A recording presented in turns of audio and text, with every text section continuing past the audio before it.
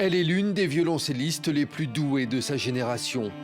Depuis plus de 15 ans, Nesrine se produit sur les scènes les plus prestigieuses du monde entier. Mais Nesrine, c'est une artiste qui aime faire tomber les barrières musicales.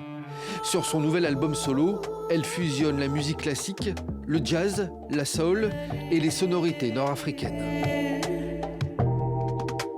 Il est né de mon envie et mon besoin d'être encore plus proche des gens et donc d'être ce que j'appellerais populaire dans le sens royal du terme et donc d'être plus pop finalement. En musique classique, on interprète des œuvres qui sont écrites par des autres.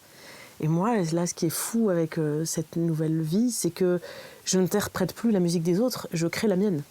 Et oui, mes outils sont le violoncelle et la voix, et les mots, c'est génial.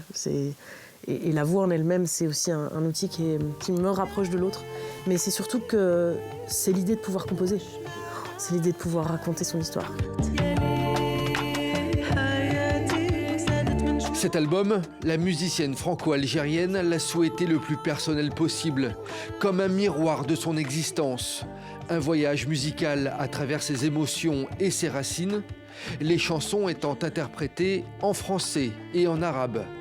Sa voix subtile se marie à la perfection à la puissance du violoncelle, son instrument fétiche, son mari, comme elle l'appelle. C'est un violoncelle qui est italien, qui a été fait en 1910, il est là depuis hyper longtemps. Je dis toujours à mes amis, si un jour il y a un incendie, vous le sauvez lui, vous ne me sauvez pas moi. Parce que je me dis, il est là depuis tellement longtemps, il est obligé de rester après moi. C'est un bijou. C'est un bijou.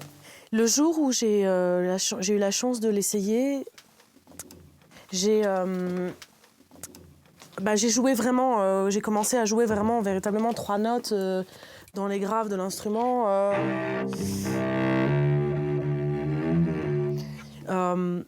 Et ça m'a tellement marqué. D'ailleurs, j'avais 2 amis avec moi, on s'est tous arrêtés comme ça. Je me suis dit, ah, celui-là, il me correspond. C'est pas facile de trouver un instrument, c'est comme trouver un mari. Voilà, c'est pour ça que je l'appelle mon mari.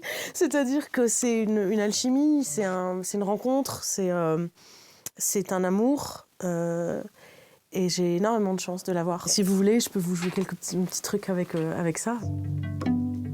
Quand tu nies ce que tu fuis,